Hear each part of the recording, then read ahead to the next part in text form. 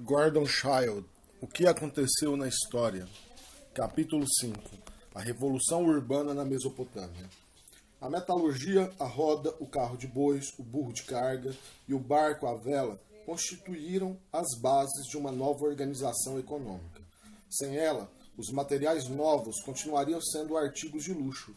Os novos ofícios não funcionariam e os novos inventos seriam apenas comodidades. As sociedades que viviam, embora precariamente, nas estepes sírias e nos planaltos do Irã, como as que habitavam as costas do Mediterrâneo e as zonas temperadas da Europa, podiam ainda viver sem sentir a necessidade imperiosa de enfrentar a formidável tarefa de reconstruir todo o edifício da barbárie neolítica.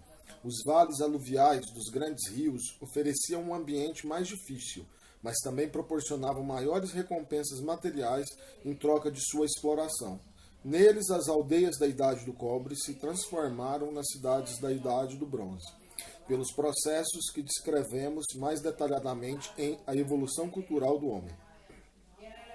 Na antiga Suméria, Shinar, na Bíblia, pequena região não maior do que a Dinamarca, sobre o delta do Tigre e do Eufrates, a transformação pode ser investigada passo a passo pelo registro arqueológico. A Suméria era um território novo, que recentemente se elevara sobre as águas do Golfo Pérsico pelos sedimentos carregados pelos dois rios.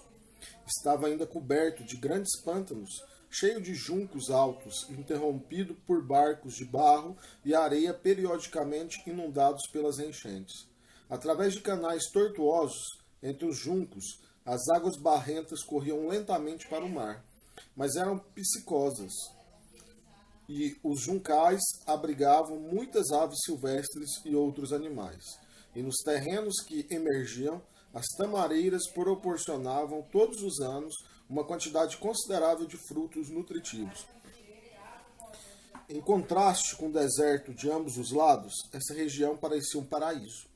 Se as enchentes pudessem ser controladas e canalizadas, os pântanos drenados e os áridos bancos regados, ela se poderia transformar num jardim do Éden. O solo era tão fértil que não seria impossível aproveitá-lo 100 vezes. Na verdade, documentos datados do ano de 2500 a.C. indicam que o rendimento médio de um campo de cevada equivalia a 86 vezes a semeadura. Os plantadores podiam, portanto, obter facilmente um excedente de suas necessidades domésticas, e isso era necessário.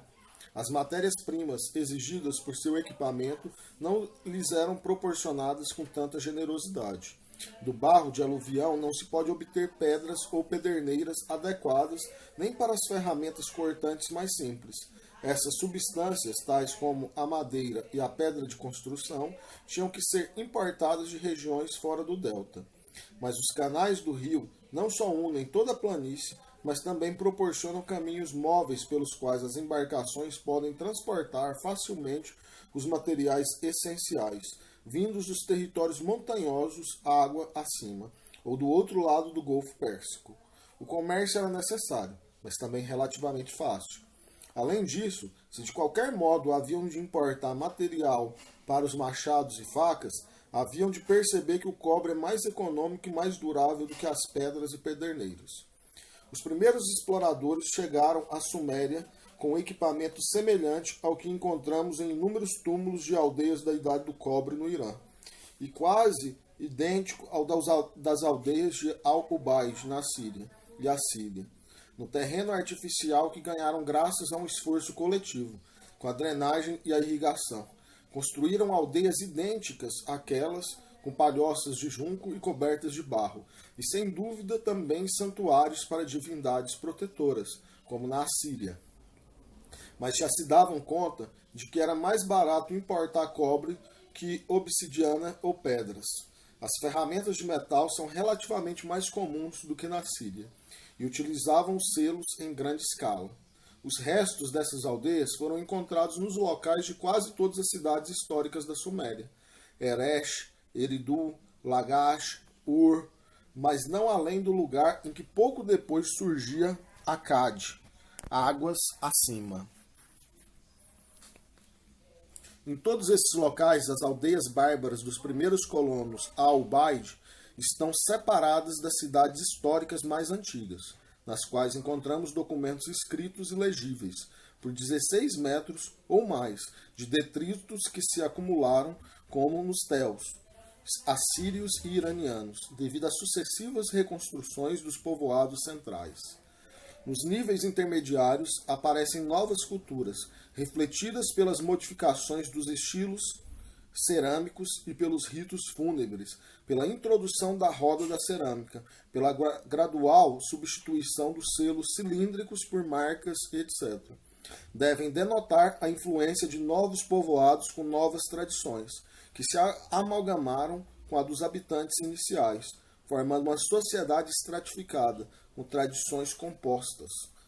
Entre a cultura al-Ubaid e a primeira civilização histórica ou dinástica primitiva, os arqueólogos distinguem pelo menos duas fases, Uruk e Gendet Nars, respectivamente, ambas representadas não só na Suméria, mas também, mais tarde, em Akkad, no extremo norte, na confluência dos rios de Iala e Tigre, próximo de Bagdá, e subindo o Eufrates até Mari, frente à embocadura do Cabur. Assim, também dos registros escritos posteriores, os filósofos deduzem a presença de três grupos linguísticos. Os jafetitas, conhecidos apenas por deduções baseadas em alguns nomes de lugar, os semitas, que falavam um idioma afim do hebraico e árabe, e os sumerianos, que dominavam. Ainda não é possível colocar tais rótulos linguísticos às culturas identificadas pelos arqueólogos, mas sabe-se que na Suméria escrevia-se o sumeriano antes do fim da fase Uruk, e que em Mari, pouco antes do início da fase dinástica primitiva, eram usados os símbolos sumerianos para a transcrição de nomes semíticos. Antes de encerrar-se a fase Uruk em Eresh, as ruínas das sucessivas aldeias já tinham formado um tel de quase 20 metros de altura. No alto, já não encontramos no prado de uma aldeia, mas numa praça de cidade catedral. No primeiro plano estão as ruínas de um templo gigantesco, medindo mais de 80 por 33 metros. Conferi com os santuários assírios mencionados no capítulo anterior. Mais tarde, dedicado à deusa Inanna. Atrás, ligada ao templo de Anu, levanta-se uma montanha artificial, ou zigurate, de 11,5 metros de altura, feita de barro, com tijolos secos ao sol. Suas encostas, porém, haviam sido consolidadas, cravando-se no tijolo ainda úmido milhares de cacos de cerâmica. Uma escada leva ao alto, onde se encontra uma plataforma coberta de asfalto, na qual há uma miniatura de templo, que mede entre 24 por 18 metros, com amplo salão dedicado ao culto e estreitas câmaras de cada lado e um altar ou um ídolo numa das extremidades. As paredes, de tijolos brancos e madeiras importadas, estavam ornamentadas com nichos e contrafortes, bem como janelas para iluminação. As portas, cujos marcos eram de madeira de pinho importada, estavam fechadas com esteiras. A construção desses templos monumentais e dessas montanhas artificiais, a fabricação de tijolos e vasilhas de cerâmica, a importação de madeira de pinho vinda da Síria ou das montanhas iranianas, do lápis lazuli, chumbo e cobre para adornar os santuários, pressupõe uma substancial força de trabalho, uma grande população. Do ponto de vista do tamanho, a comunidade havia crescido de aldeia a aldeia, havia enriquecido também. Os artesãos, jornaleiros e trabalhadores do transporte talvez tenham sido voluntários, inspirados por um entusiasmo religioso, mas se não recebiam pagamento pelo trabalho, pelo menos deviam ser alimentados enquanto trabalhavam. Isso significa que havia um excedente de alimento para sua manutenção. A fertilidade do solo, que capacitara o agricultor a produzir muito mais do que lhe era possível consumir, proporcionava tal excedente. Mas sua aplicação aos templos sugere algo confirmado pelos documentos posteriores, que os deuses concentravam e distribuíam o excedente entre seus servidores. Talvez esses deuses fossem projeções da sociedade ancestral, considerados como criadores, e, portanto, proprietários da terra que a própria sociedade conquistara do deserto e dos pântanos graças ao esforço coletivo das gerações anteriores. Mas os deuses, sendo ficções, precisavam de representantes reais. Na verdade, servidores especializados, que muito devem ter contribuído para dar forma concreta a seres imaginários e, interpretando-os, devem ter inventado seus desejos. Os templos levam a supor a existência de ordens religiosas. Terão elas começado pelas sociedades secretas, que, tal como entre alguns bárbaros modernos, tenham monopolizado ritos antes comuns? Nas primeiras crônicas históricas, os sacerdotes sumerianos formavam corporações tão eternas como os deuses e que serviam e mantinham. Os sacerdotes podiam morrer individualmente, mas os postos assim vagos teriam novos ocupantes. Presumivelmente, já no quarto milênio, eles haviam iniciado a não improdutiva tarefa de administrar as propriedades dos deuses e dirigir as obras em que eram empregados os excedentes de sua fortuna.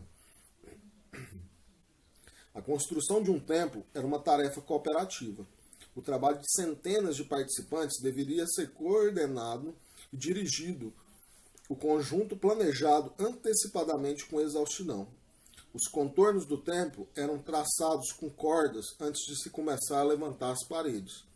O plano fundamental de um templo, marcado no chão betuminoso pelas finas linhas vermelhas de um cordão colorido, foi encontrado no alto de uma montanha artificial em Eresh, sendo muito anterior ao que descrevemos linhas atrás.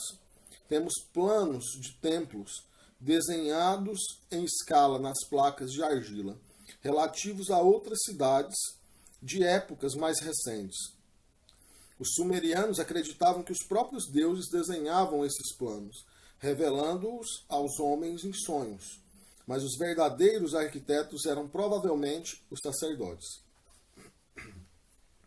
Num templo posterior, que corresponde ainda à fase Uruk em Eresh, e também na fase seguinte em Akkad, foram descobertas placas de argila gravadas com desenhos e números.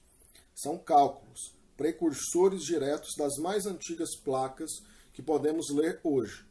Como administradores das propriedades do templo, os sacerdotes deviam prestar contas de sua incumbência a um amo zeloso e aos seus colegas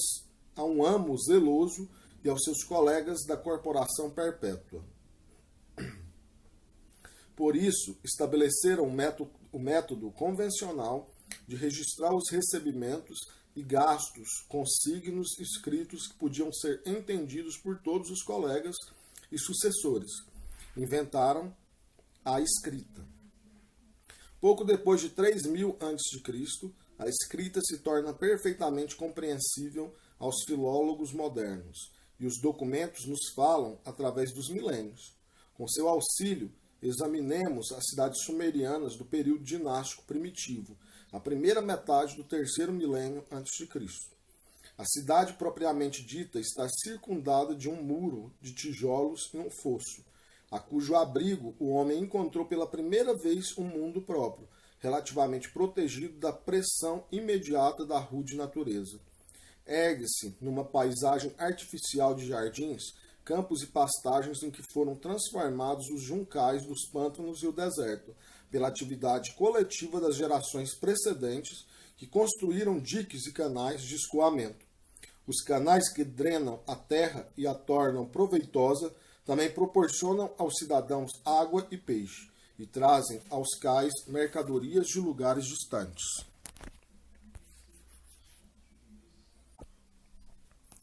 Até em suas dimensões materiais, a cidade contrasta com a aldeia antiga. Embora insignificante em comparação com Londres ou Nova York, representa, não obstante, uma nova dimensão na povoação humana. Ur, com seus canais, portos e templos, ocupava cerca de 220 acres. Os muros de Eresh compreendem uma área de 2 milhas quadradas. Um governador de Lagash, uma das menores cidades da Suméria, sobre a qual dispomos de excelentes informações, alega reinar sobre 10 shars de homens, em números redondos literalmente 36 mil, e talvez relativos apenas a homens adultos. As populações de Lagash, Uma, Cafajá são estimadas em 19 mil, 16 mil e 12 mil, respectivamente, durante o terceiro milênio. A unidade espiritual e econômica do novo conjunto estava expressa da forma mais evidente nos templos dos deuses erguidos sobre plataformas artificiais, dominado pelos zigurate, mas compreendendo também celeiros, armazéns e oficinas. Os deuses, em seu caráter de representantes da tribo e dos clãs, são donos dos campos de plantio, criados pelo trabalho social.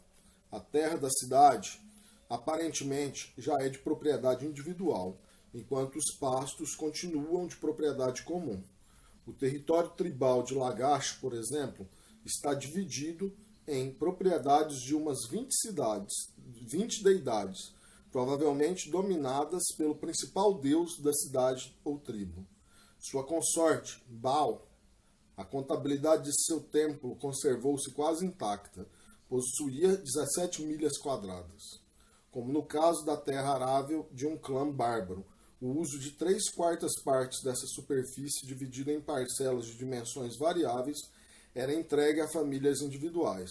O restante, conservado por Baal como propriedade pessoal, era trabalhado por assalariados, arrendatários que pagavam como renda o equivalente de 1/7 ou 1/8 do produzido, ou pelo trabalho habitual dos restantes membros do clã. Em seu templo trabalhavam 21 padeiros, recebendo salários em cevada e sendo auxiliados por 27 escravas, 25 cervejeiros, com seus ajudantes escravos, 40 mulheres que preparavam a lã dos rebanhos da deusa, fiandeiras, tecelãs, um ferreiro e outros artesãos, funcionários amanuenses e sacerdotes. O templo contava também com equipamento que confiava a seus empregados. Ferramentas de metal, arados, animais para o trabalho, carretas e barcos. Baal possuía ainda animais reprodutores, inclusive um touro reprodutor importado de Elam. O gado estava sujeito à degenerescência nas planícies quentes, se não fosse cruzado com as raças da montanha. Em consequência, o templo aparece como uma espécie de casa divina, versão enormemente aumentada da casa patriarcal da barbárie, mas na qual as diversas tarefas, antes realizadas coletivamente pelos membros do domicílio neolítico, estavam divididas entre especialistas individualmente concentrados na execução de uma das funções que na economia neolítica seria apenas um dos aspectos da atividade diária. As diferentes operações da indústria têxtil, por exemplo, executadas pela dona de casa bárbara, foram distribuídas entre 3 grupos diversos de artesãos. Os especialistas, afastados assim da produção direta de alimento, são mantidos pelos excedentes que os arrendatários do Deus colhem e armazenam. A nova classe de artesãos especializados, que surgia antes da Revolução, é abastecida do mesmo modo e se enquadra facilmente na organização do templo, mas se obtinha assim o alimento e a moradia. O ferreiro, por exemplo, perdia a liberdade e o prestígio que o ofício lhe havia conquistado na barbárie. Tem de vender a habilidade de seus produtos ao chefe da casa, e dela dependerá para o armazenamento de sua matéria-prima. A mesma ameaça pesa sobre outros artesãos, que surgem mais ou menos na mesma época: vidraceiros, joalheiros, gravadores de selos. O sistema das casas divinas levou à exploração racional da terra, a manutenção dos canais essenciais e a produção de um excedente em proporções suficientes para manter uma população notavelmente maior. Mas as casas divinas não eram fechadas em si mesmas, embora unidas sob o domínio de Ningirsu. A população urbana está longe de ser totalmente compreendida pela enumeração anterior, baseada em primitivas folhas de pagamentos dos templos. Incluía também mercadores profissionais ou comerciantes, que não pertenciam a uma casa divina em particular, de forma que poucas vezes figuravam nas listas de empregados que são principalmente a principal fonte para determinar as profissões do período dinástico primitivo.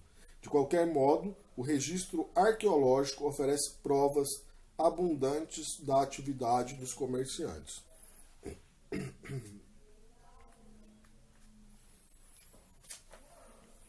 As importações, como já assinalamos, eram fundamentais para a vida numa planície de aluvião. Cerca de 3000 a.C., o cobre ou bronze, madeira para construção, pedra, pelo menos para moinhos de mão e encaixes de porta. No Oriente Antigo, as portas de madeira não tinham gonzos, girando sobre uma pedra furada colocada na base do umbral. Haviam-se transformado em necessidades para a população urbana. O ouro, a prata, o chumbo, o lápis lazuli e outras substâncias preciosas foram considerados também como necessidades para os deuses. Esses materiais e outros eram importados com bastante regularidade, a julgar pelas quantidades encontradas nas ruínas e principalmente nas tumbas, a partir da fase de Gendete. O cobre vinha principalmente de Omã, Magan, no Golfo Pérsico, mas também era provável que chegasse das montanhas orientais. O estanho talvez fosse obtido em Drangiana, no Irã Oriental, na Síria, na Ásia Menor ou até mesmo na Europa. Os Montes Tauro eram uma importante fonte de prata e chumbo. A madeira vinha das montanhas do noroeste e talvez das cadeias das costas da Síria. A melhor pedra era a de Omã, o lápis lazuli de Badakhshan, no nordeste do Afeganistão. As madrepérolas do Golfo Pérsico, as conchas da Índia peninsular. Na realidade, o comércio era tão intenso e ativo que trazia artigos manufaturados das cidades do Vale do Indo, selos, amuletos, contas e talvez até jarros de cerâmica. O pessoal que se dedicava a esse negócio deve ter sido heterogêneo. Pelos motivos expostos no capítulo 3, talvez fosse recrutado parcialmente entre os selvagens que sobreviveram nos limites do deserto, ou entre as tribos nômades dedicadas principalmente ao pastoreio. É bem possível que tenham sido semitas, que em períodos históricos posteriores se destacaram em toda parte como comerciantes. As condições do comércio eram duras. As caravanas tinham de atravessar pântanos, desertos e montanhas. As flotilhas não só tinham que se arrastar pelos canais e pastagens tortuosas entre bancos de areia e pântanos, mas também desafiar as águas abertas do Golfo Pérsico e talvez as do Mar da Arábia. Tinham de atravessar territórios de tribos estrangeiras, convencendo-as com presentes ou pela força das armas, a permitir a passagem e fornecer água e outras coisas essenciais. O transporte tornava-se, assim, caro.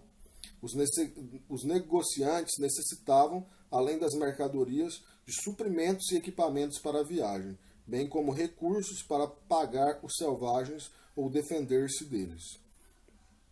Nos pontos terminais devem estar instaladas agências mais ou menos permanentes, para guardar fretes e cargas, tal como as casas comerciais da Europa estabeleceram fábricas e colônias nas costas da África e China ou nas cidades do Levante e Istambul.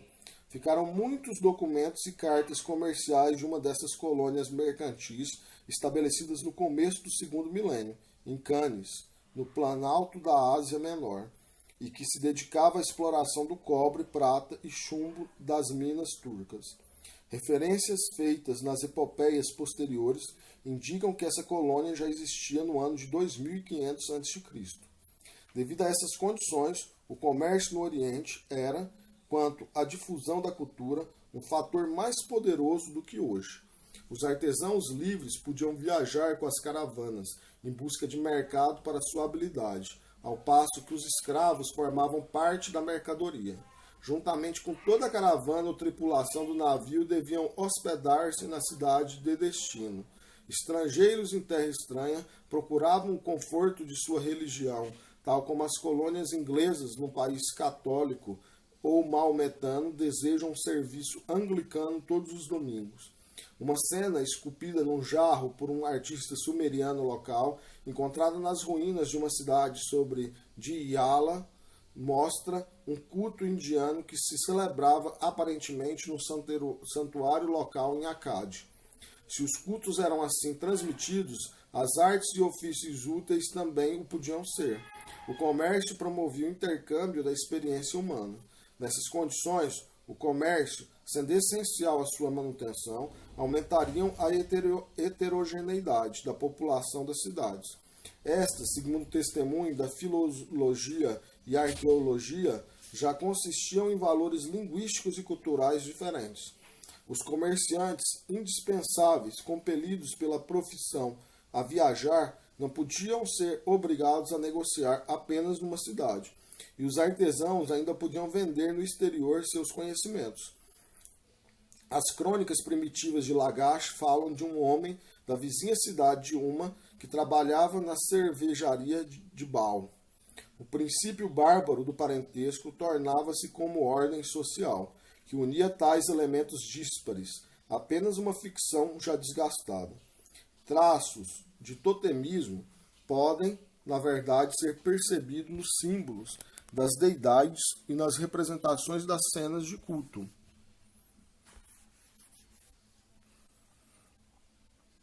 Cujos participantes estão vestidos como animais.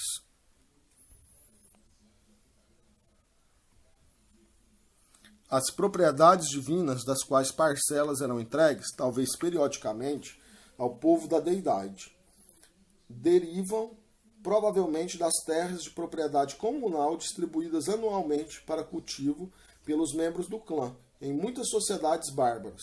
Mas qualquer aproximação quanto à igualdade dos lotes desse cultivo comum já desaparecera à época das mais remotas crônicas de Lagash. Enquanto muitos componentes do povo de Baal possuíam apenas de 0,8 a 2,5 acres, um alto funcionário de templo tinha 35,5 acres. Além disso, embora todos os membros de uma casa divina pudessem ser, em teoria, servidores do Deus, as condições de serviço eram muito diferentes para os administradores sacerdotais, de um lado, os arrendatários assalariados e escravos do outro. Os arrendatários e os trabalhadores do campo recebiam apenas uma fração do produto de seu trabalho. Com excedente reunido pelo tempo, eram pagos os padeiros, cervejeiros e outros artesãos, que recebiam apenas um modesto salário em cevada. Os escravos que os ajudavam recebiam o estritamente necessário para a sua manutenção. Na realidade, antes do ano de 2500 a.C., a casa divina tinha deixado de ser um lugar feliz. Os abusos que perturbaram sua harmonia são expostos por Urukagina, de Lagash, num decreto cujo objetivo era restaurar a ordem antiga, tal como existira desde o princípio. Sacerdotes favorecidos praticavam diversas formas de extorsão, cobrando demais pelos enterros, por exemplo, e considerava a terra, o gado, o equipamento e os escravos do Deus, ou seja, da comunidade, como se fossem propriedade privadas e escravos pessoais. Foi então que o sumo sacerdote penetrou no jardim dos pobres, e ali colheu a madeira. Se a casa de um homem importante fosse contínua à de um cidadão comum, o primeiro podia anexar a morada humilde, sem pagar ao dono a devida compensação. Se o súdito tivesse um asno e seu senhor lhe dissesse comprá-lo-ei, o privilegiado comprador raramente pagava uma soma que correspondesse aos desejos do proprietário. Apesar de sua linguagem rústica, esse texto arcaico nos deixa entrever, sem possibilidade de engano, um verdadeiro conflito de classes. O excedente produzido pela nova economia concentrava-se, na realidade, nas mãos de uma classe relativamente reduzida. Essa concentração era necessária, sem dúvida, para a acumulação das pequenas contribuições individuais em reservas suficientes para as grandes tarefas impostas à sociedade civilizada. mas dividiu a sociedade em classes e provocou uma contradição na nova economia, pois limitou a expansão da indústria e, em consequência, a absorção da população rural excedente. Como somente os deuses e seus servidores favoritos estavam em condições de comprar os produtos das novas indústrias, a demanda efetiva desses produtos continuou sendo reduzida. Apenas uns poucos artesãos podiam conseguir manter-se produzindo para atendê-la. Afora isso, como na economia neolítica, os filhos dos prolíficos camponeses tinham de encontrar novas terras para cultivar. Assim, embora as obras de recuperação, a luta contra o deserto e o pântano pudessem satisfazer essa necessidade, a guerra contra as cidades vizinhas para apoderar-se das terras que seus cidadãos já haviam tornado frutíferas poderia parecer um caminho mais fácil, tal como numa comunidade bárbara. Seja como for, embora todas as cidades da Suméria e Acade tivessem uma cultura uniforme, embora ou porque todas dependessem das águas dos mesmos rios, cada uma era politicamente independente e estava pronta a lutar contra seus vizinhos. Os mais antigos documentos legíveis, que não as lâminas de contabilidade, descrevem guerras entre as cidades adjacentes de Lagash e Uma, pela posse de uma faixa de território fronteiriço. Os implementos bélicos de metal constituem um elemento destacado entre os pertences colocados em todas as tumbas primitivas. Até mesmo na fase Uruk, certos selos mostravam gravuras de cenas de batalha. Naturalmente, os cidadãos tinham também que repelir os assaltos dos bárbaros famintos, vindos dos limites do deserto, e que lançavam olhares invejosos à riqueza urbana e às terras das cidades, criadas por séculos de trabalho. Para limitar tais conflitos, tornou-se necessária uma nova instituição. No princípio do período histórico havia surgido o Estado, mas estava personificado pela figura única do governador urbano ou rei, que podia ser simplesmente o rei do cereal e o chefe guerreiro fundidos e com maiores poderes. Os servidores sumérios posteriormente afirmavam que a realeza descera dos céus milhares de anos antes do dilúvio mítico, ou seja, o dilúvio de Noé segundo a tradição hebraica. No registro arqueológico, os palácios e as insígnias reais estão inteiramente ofuscados pelos templos e seu mobiliário. Durante as fases Uruk e Gendet Nars, os símbolos, porém, existentes em alguns selos primitivos, talvez sejam representações pictórias de títulos reais. E tão logo aparecem as inscrições decifráveis, talvez cerca de 2750 a.C., surgem os nomes reais. Os primeiros governadores urbanos geralmente se intitulavam agricultores arrendatários do deus, Ixaku, e só raramente Lugal, ou rei. Mas como representantes do Estado, o governador de Lagash, Urukagina, intervém no decreto de reforma mencionado linhas atrás, para reprimir os abusos dos ricos. Aparece ali, na realidade, como um poder evidentemente superior à sociedade, mas necessário para moderar o conflito de classes e mantê-lo dentro dos limites da ordem. O governador urbano devia sua autoridade, de um lado, a uma identificação mágica com o deus principal da cidade, o que significa que talvez fosse o ator que representava o papel da deidade em algum drama de fertilidade, tal como descrevemos no capítulo 3. É certo que em épocas posteriores o rei personificava o deus nos grandes festivais anuais. Por outro lado, a autoridade mágica do Ixaku era reforçada pelo menos pelo poder temporal que lhe conferia a qualidade de chefe durante a guerra. O rei vencedor, esmagando os inimigos, é um dos motivos prediletos da arte dinástica primitiva. Como representante na terra do chefe do panteão local, o governador urbano unia as diversas casas divinas numa espécie de família maior, se bem que de forma puramente metafórica. Em Lagash, as diversas deidades adoradas eram consideradas como aparentadas, tal como os membros de uma casa patriarcal. Em consequência, sob o reinado de Urukagina e Ixaku, era o sumo sacerdote do principal deus, Ningirsu, e sua esposa era uma sacerdotisa de Baal, consorte de Ningirsu, e assim sucessivamente. Não obstante, nos primeiros documentos históricos são os deuses da cidade que vão à guerra e obtêm a vitória. O prêmio prometido não é mencionado como uma faixa de território de Lagash, por exemplo, mas como o campo de Ningirsu. Quando se celebra um tratado de paz, este é redigido em nome das deidades dos beligerantes. Como representante do deus tribal, Ixaku recebe a maior parcela das terras do clã. Em Lagash dispunha de 608 acres só de propriedade de Baal, e impostos que correspondem à forma civilizada dos presentes habitualmente oferecidos ao chefe bárbaro. Em nome do deus, ele também recebia a maior parte do saque realizado a favor da deidade. O governador urbano chegou a concentrar dessa forma uma considerável parte do produto excedente da terra. Os próprios deuses podiam tornar-se devedores da generosidade do governador. As inscrições primitivas falam com orgulho especial da construção ou ornamentação dos templos. Tais inscrições, porém, lembram também a aplicação do excedente acumulado em obras produtivas, construção de canais ou celeiros.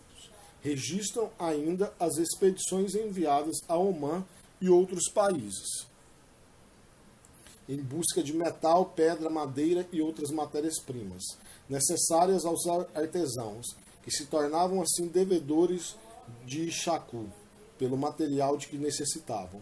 A população industrial dependia do governador urbano quanto às suas matérias-primas.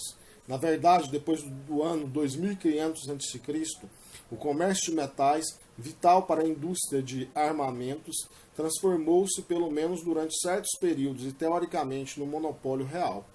De qualquer forma, o rei, como Estado, era o comprador principal do metal e artigos similares, dominando assim o mercado. Não obstante, o estado urbano da Mesopotâmia não alcançou, como afirma Reichenheim, a posição predominante de um estado totalitário moderno. O Ixaku não foi nunca totalmente um Führer. As corporações do templo podiam manter sempre uma certa liberdade econômica e intelectual, por mais que dependessem da magnanimidade do governador urbano. As corporações perpétuas de sacerdotes eram mais permanentes do que qualquer dinastia temporal. Os governantes podiam ser depostos por revoluções internas ou dominados pelos rivais estrangeiros. O clero conservava sua continuidade, apesar das modificações dinásticas. Os conquistadores geralmente respeitavam os templos e frequentemente os embelezavam com a mesma generosidade dos governantes nativos. Ao mesmo tempo, sempre antes de 2400 a.C. e frequentemente a partir daí até 1800 a.C., a pequena região da Suméria e Acade foi dividida numa quantidade de estados urbanos independentes que ofereciam mercados alternativos para os artigos exóticos, os produtos industriais e os ofícios dos artesãos. Naturalmente, governantes urbanos ambiciosos buscavam, na contradição mencionada páginas atrás, uma desculpa para acabar com tal concorrência, estabelecendo hegemonias para si mesmos, seus deuses e cidades. Cerca do ano 2000 a.C., os historiadores sacerdotais da Suméria acreditavam que uma cidade ou outra desfrutara sempre soberania suprema sobre toda a terra. Alguns historiadores modernos também viram na adoração universal de deidades como Enlil, cujo principal templo estava em Nippur, o reflexo da união política da época pré-histórica. Mas os documentos contemporâneos que sobreviveram não constituem provas definidas da supremacia de uma cidade sobre todas as demais. Até cerca do ano de 2500 a.C., data em que Lugalzagize de Uma conquistou certo número de cidades, mas também seu império foi transitório. Foi um pouco mais tarde que um semita, Sargão, governador adventício de uma cidade nova, Agade. A tradição reza ter sido ele, filho de um jardineiro, realizou pela primeira vez uma unificação verdadeira que durou cerca de um século. Essa realização foi repetida pelos reis sumerianos de Ur, Hammurabi da Babilônia e outros. Mas com Sargão termina o período dinástico primitivo.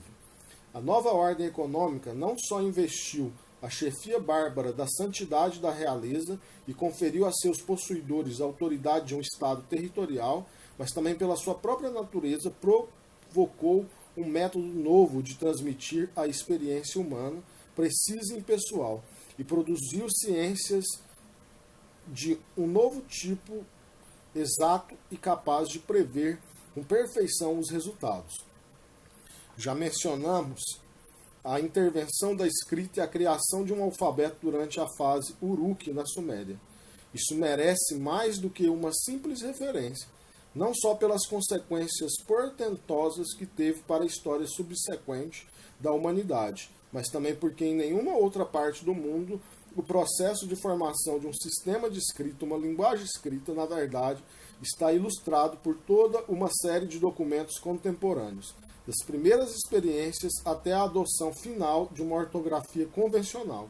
Isso porque, afortunadamente para nós, desde o princípio, os sumerianos empregaram para sua escrita lâminas de barro, que cozidas tornaram-se imperecíveis. Como já foi explicado, as corporações perpétuas de sacerdotes viram-se encarregadas da pesada tarefa de administrar a acumulação sem precedente de bens pertencentes a deidades sumerianas. A administração das rendas do templo por essas corporações, em nome de um senhor divino, exigia cálculos precisos de todas as receitas e despesas. Os servidores de um deus deviam ser capazes de prestar contas de sua administração. O registro tinha de ser inteligível, não só para quem o fazia, mas também para seu sucessor e todos os participantes da empresa comum. Nenhum sistema pessoal, como os nós num lenço, por exemplo, podiam ser úteis. O chefe da cervejaria devia anotar que quantidade de cevada recebia e quanta cerveja e de que categoria entregava, com símbolos que não só lhe recordavam algo, ou seja, que lhe significava algo, mas também podiam ser entendidos pelo seu sucessor, pelo inspetor dos celeiros e pelos outros colegas. A invenção de um sistema de escrita foi apenas um acordo sobre os significados que deveriam ser atribuídos aos símbolos pela sociedade que deles se utilizava para seus objetivos comuns. Os símbolos, caracteres das pranchas mais antigas, são principalmente figuras autoexplicativas. Podemos chamá-los de pictogramas e de pictográfica, a escrita formada com eles. Mas até o pictograma mais simples é mais ou menos convencional.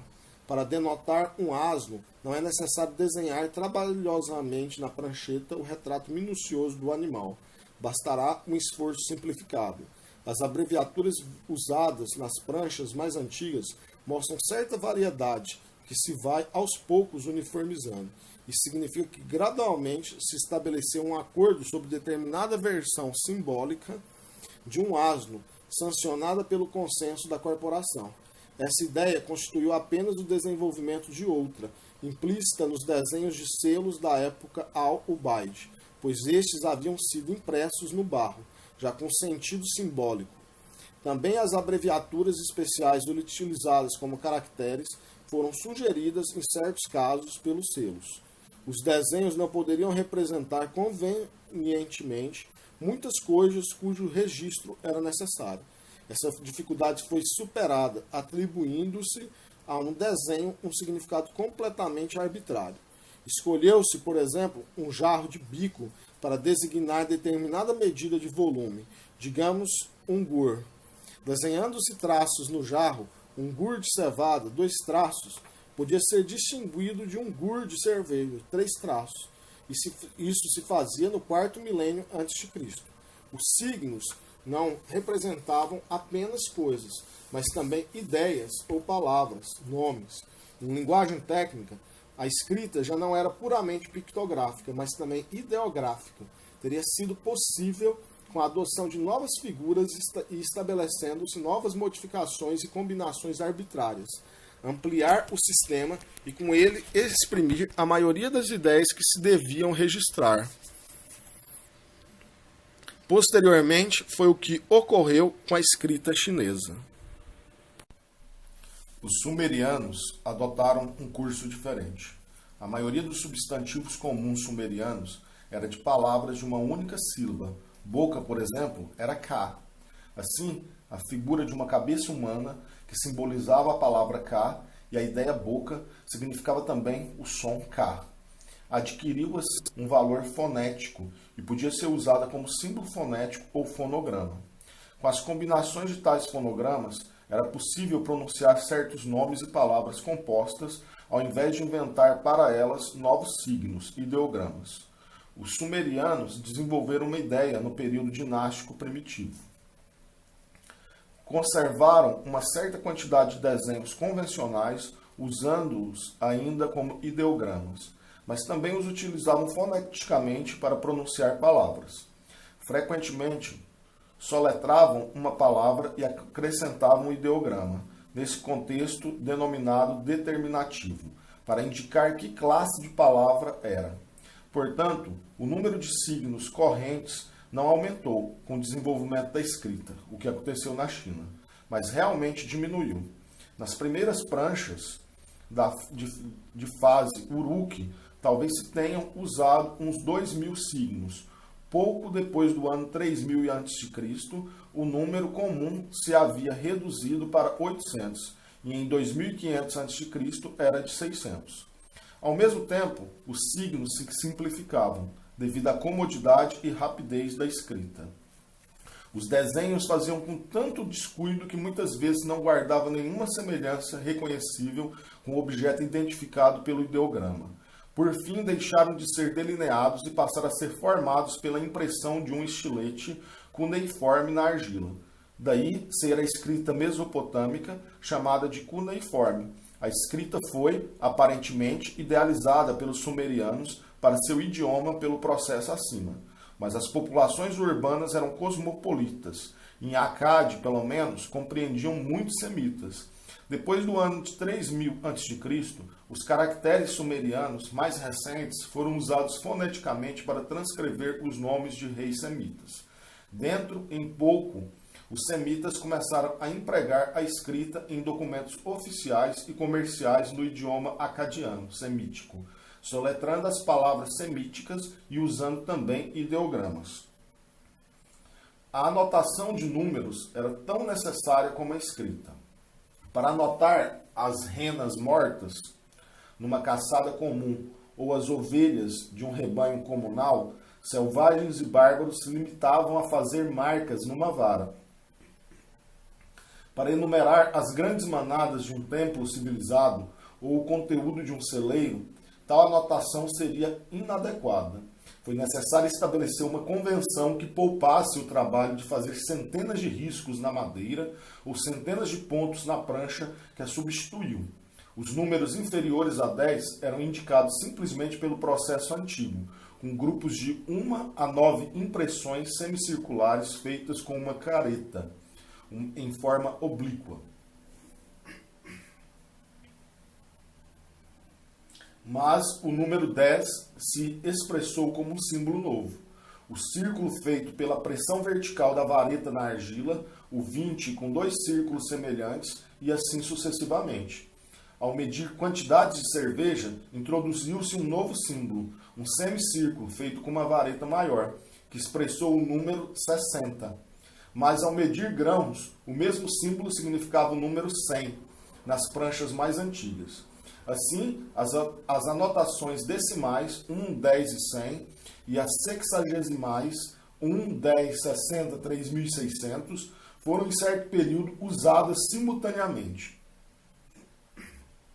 Na Suméria, o sistema decimal foi abandonado e o chamado sistema sexagesimal passou a ser o único usado depois de 2500 a.C. Todas as frações, com exceção de 2/3, eram sempre expressas como partes alíquotas, isto é, frações com a unidade no numerador. As frações cujo numerador era maior do que a unidade tinham de ser resolvidas com a soma das partes alíquotas. 3/4, por exemplo, se convertia em meio mais 1/4. Naturalmente, na aritmética prática do quarto e terceiro milênios, houve muita pouca necessidade de utilizar essas parcelas complicadas, porque ela tratava de pesos e medidas concretos. Para expressar 5 sextos de uma mina, escrevia-se 50 ciclos, por exemplo. Devido a seu caráter convencional, o sistema de escrita e cálculos teve de ser perpetuado pela educação. Para cumprir seus deveres de administradores, os sacerdotes deveriam aprender a ler e escrever, ou seja, eram-lhe ensinados os significados e valores fonéticos arbitrariamente atribuídos aos caracteres pelos seus colegas, tal como toda criança tem de aprender os significados que a sociedade atribui aos sons da língua falada. As escolas chegaram a ser uma dependência obrigatória dos templos. Serviam, de certo, para ajudar a padronizar ou manter as convenções já aceitas.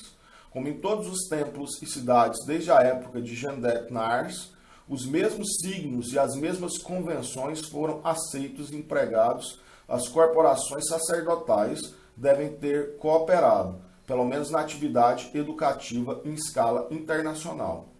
As mais antigas coleções de pranchas que se conhecem incluem, além dos cálculos, listas de signos que podem ter começado com um simples registro das convenções estabelecidas e que seriam essenciais, desde o princípio, para fixar e manter as normas aprovadas.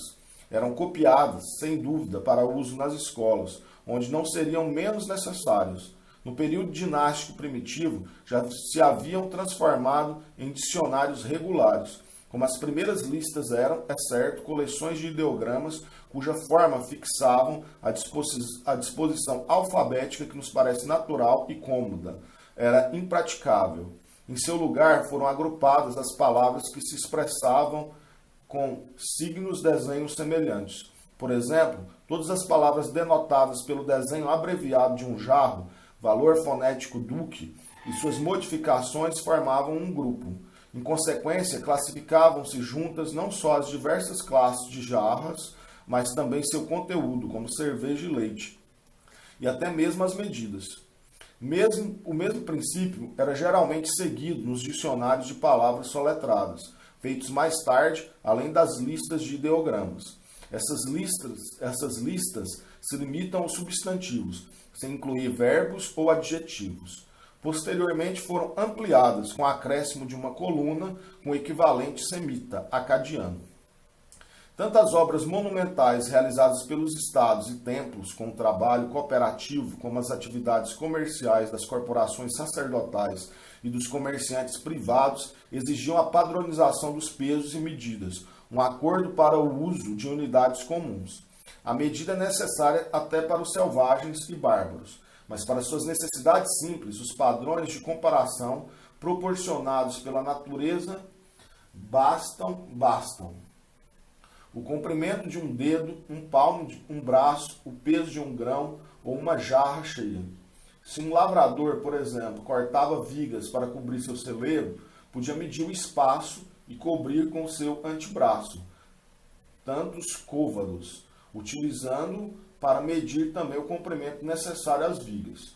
Mas se 100 ou mais trabalhadores estivessem cortando vigas para um templo sumeriano, um grave problema seria criado se cada homem usasse seu braço como unidade de medida. Nem todos os braços humanos são do mesmo comprimento.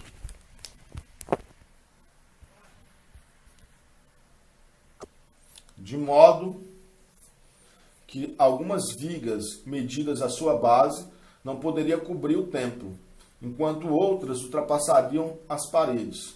O côvado natural antebraço deve ser substituído, pois, por um côvado social ou convencional.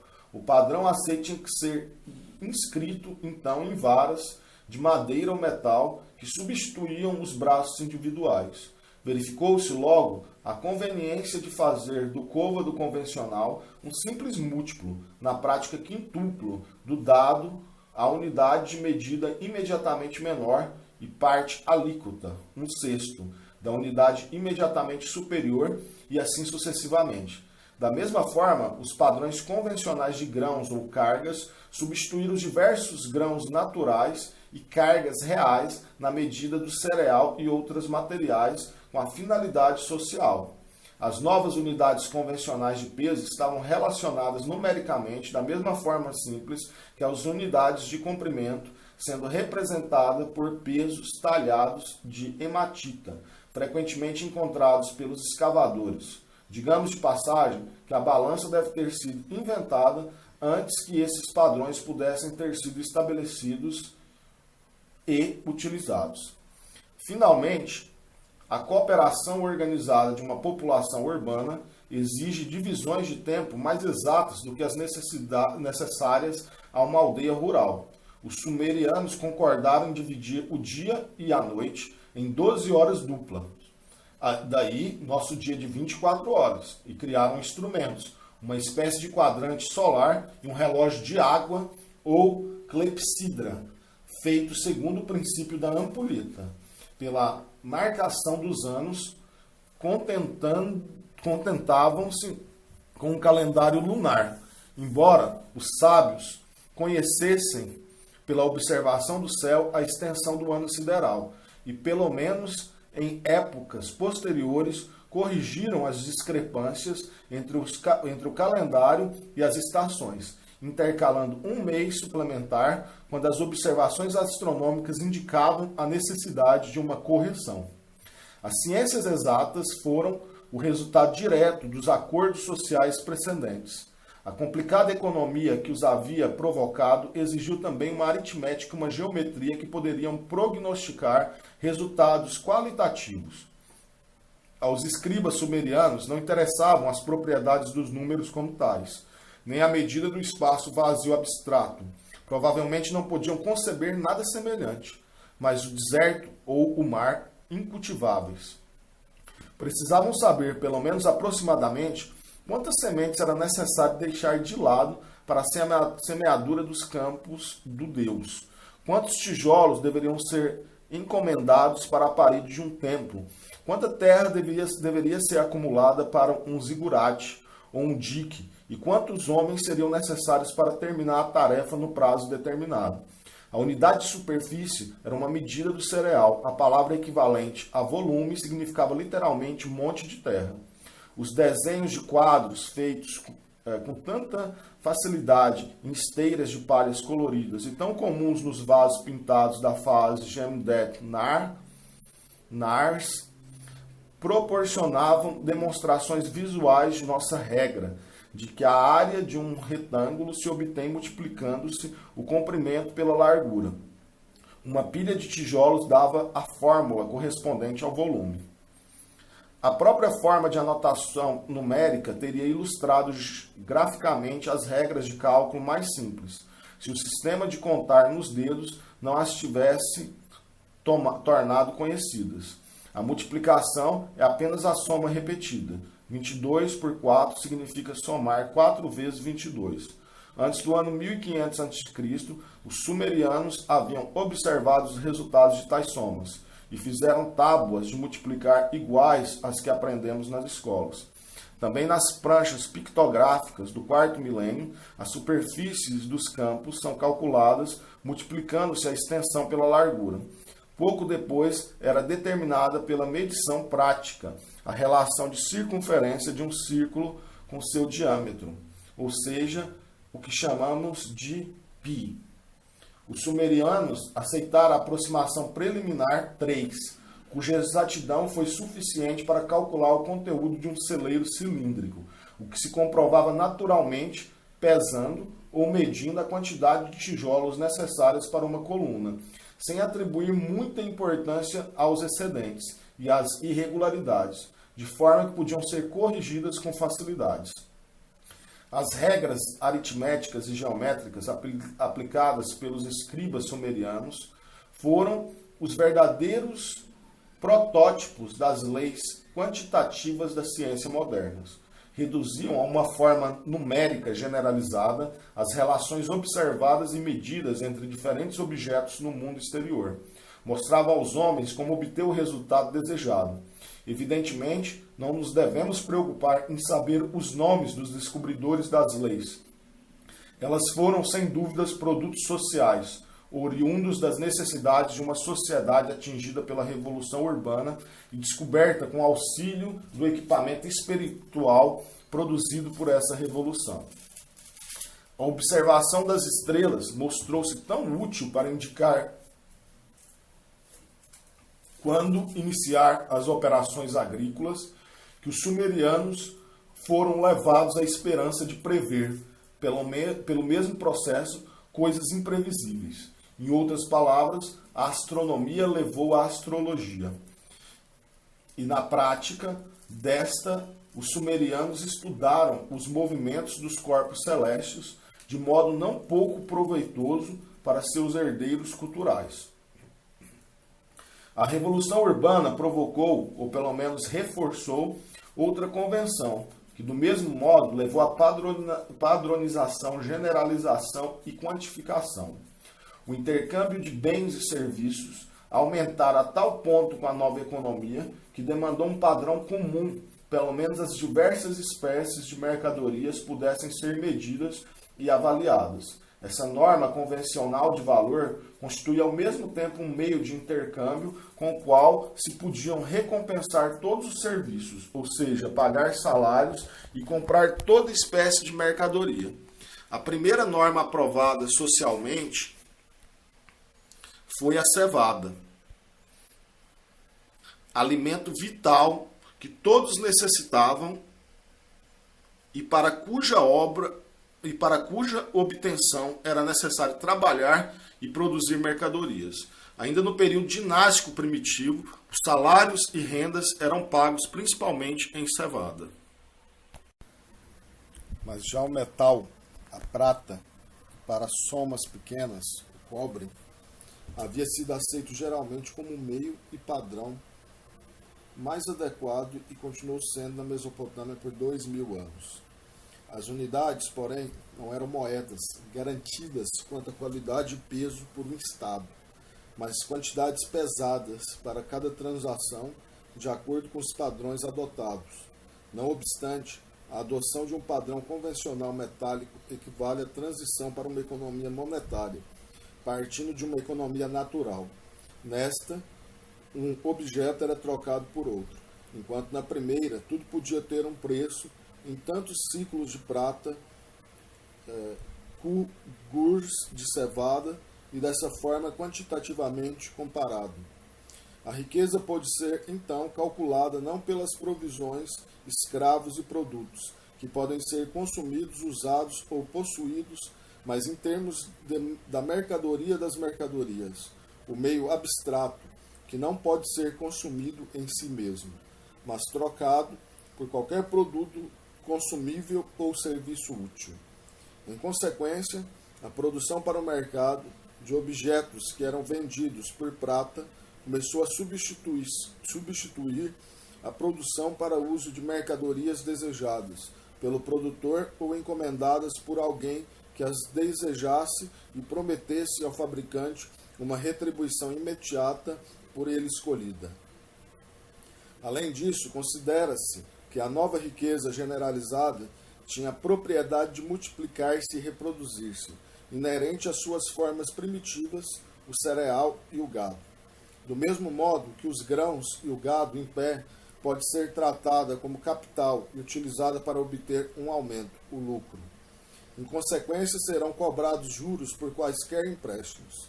Na sociedade mesopotâmica, a classe dos comerciantes, principalmente semitas, que se destacou e se tornou cada vez mais próspera desde os dias de Sargão, desenvolveu e explorou brilhantemente essas ideias.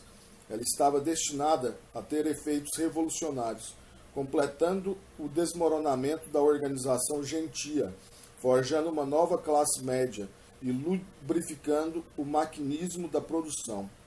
Na sociedade sumeriana, que era dinástica primitiva, o processo dissolvente estava apenas começando.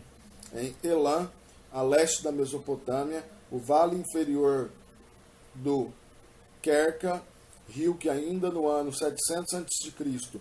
corria diretamente para o Golfo Pérsico, a leste do delta do Tigre e Eufrates, oferecia um ambiente muito semelhante ao da Suméria, mas em menor escala. As escavações feitas em Susa revelam, embora com menor nitidez do que em Ur ou Eresh, as fases sucessivas da revolução urbana. Os diversos degraus parecem estritamente paralelos aos que descrevemos antes, até o final da fase Uruk. Até essa época, as semelhanças nas cerâmicas e no desenho dos selos são surpreendentes. Até mesmo a escrita pictográfica, denominada proto-elamita, traçada nas pranchas de barro e que marca a culminância da Revolução, participa de muitas das convenções da escrita sumeriana das pranchas de Uruk e Gendent Nars, embora a numeração pareça exclusivamente decimal. A civilização elamita baseou-se, sem dúvida, nos mesmos elementos da sumeriana, estando também organizada de modo muito semelhante. Elam e Suméria evoluíram por estradas divergentes, ou antes, Elam não participou do progresso da era dinástica primitiva. Assim, a escrita pictográfica e proto-elamita não se transformou espontaneamente numa escrita de signos que possamos ler. Ao fim do terceiro milênio, ela foi simplesmente superada pela escrita cuneiforme desenvolvida, adaptada à transcrição da língua local. Nosso conhecimento de Elam, nesse intervalo, é indireto e fragmentário. Susa continuaria sendo uma potência militar e um centro comercial influente. Os elamitas conseguiram incursionar com êxito na Suméria e em Akkad, e ampliaram seus domínios no interior até Sialk, Irã. Capítulo 4. Seu comércio chegou à Índia e à Mesopotâmia. Mas Elam tornou-se finalmente uma província do sistema econômico e cultural da Mesopotâmia. E a partir de 2100 ou 2000 a.C., foi politicamente transformada num tributário do império da terceira dinastia sumeriana de Ur.